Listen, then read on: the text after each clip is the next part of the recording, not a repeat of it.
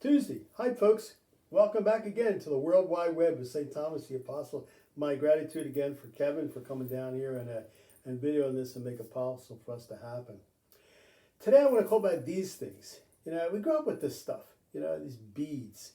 And where did this come from and why is it important to us? It's the prayer of the Blessed Mother. Yeah, I know that.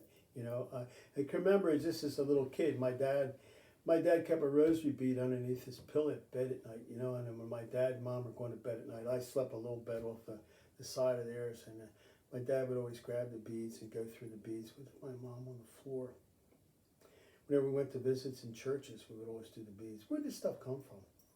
Well, it goes back into the Middle Ages, and there's a theory and a thought that it really came from St. Dominic, and that in the 12th or the 13th century, the Virgin Mary with the child Jesus on her lap appeared to Dominic, the Dominican priest, and said to him, "Here, take this and use it." And why was it important? Well, it was an easy way for people to lift up their mind and their heart to God. You see, not everybody read in those days. There were no printing presses, there were no books, none of that stuff. There were no formal schools and all the other business. So the easiest way for people to learn the faith was to learn the simple prayers. What's more simple in our faith? Our Father, Hail Mary, and glory be. Our Father, Hail Mary, and glory be. That's where that notion came from. And so what happens is the rosary bead are just nothing more. They just reflect on the life, the death, and the resurrection of Jesus. We start with the Our Father, and we do 10 Hail Marys, asking for Mary's intercession. And we say the doxology, the prayer of praise.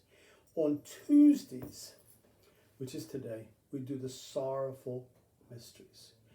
And that's what I ask you to focus your attention on today because it's led. The agony of the garden, the scourging of the pillar, the crowning with thorns, carrying the cross, and the crucifixion and death of Jesus. Just very briefly.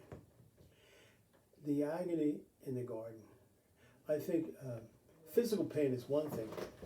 Mental or emotional pain is something else. And when I know when I was having this surgery, 2 months ago, the day before the surgery, I'm saying to myself, oh my God, tomorrow I'm getting cut. Am I going to be able to survive this thing? It's just an emotional worry.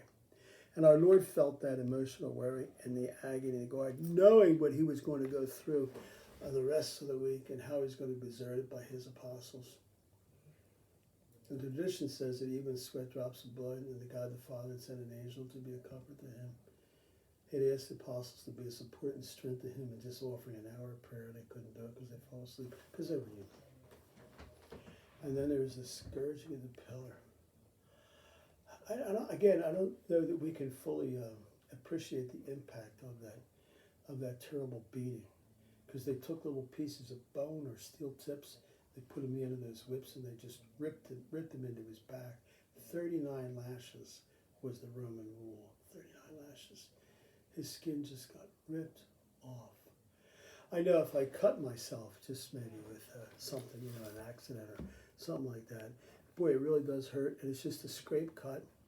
But can you imagine being beat on the back of your body with this kind of brutality, and to have your skin just ripped apart, and crowning with thorns? Like the scourging of the pillar wasn't enough. They had to mold this crown of thorn bushes and put that on his head and just jam that down. And there he stood, was just absolutely helpless at this terrible agony that afflicted. And then the carrying of the cross. One of the devotions, especially during Lent, that has arisen over recent times was the shoulder wound. That the cross, because it was so heavy, as it was on the shoulders of Jesus, that the impact of that, because it was a splintered piece of wood, and he was trying to walk with that, just embedded itself in his flesh. And some Catholic devotions hold that and they revere that they treasure and they give reverence to the wound of Jesus on the shoulder. And then the crucifixion and death. And again, the Romans were brutal, absolutely brutal in what they did to people on the cross. They nailed him up there, and naked. They nailed him naked. They spat upon him, And our Lord really died from suffocation rather than just from the crucifixion itself, because he couldn't breathe. His body was just lumped over as though he couldn't breathe. Boy, I tell you, brutal stuff. But the church gives us the beads when we celebrate, just the joy and the glory, but also the sorrow of the Lord. So today, because it's Tuesday, it's the Sorrowful Mystery Day. I would ask you to give some thought to the sorrowful mysteries of the Rosary. And during your time of adoration or prayer, that in praying the Rosary, you would do so for an end of the curse that has invaded the human species and brought so much sadness into life. And the pain of the Lord would be united with the pain of the earth, so that the day of the resurrection for us all would soon be near us. Have a good day, folks. We'll see you tomorrow. Bless you.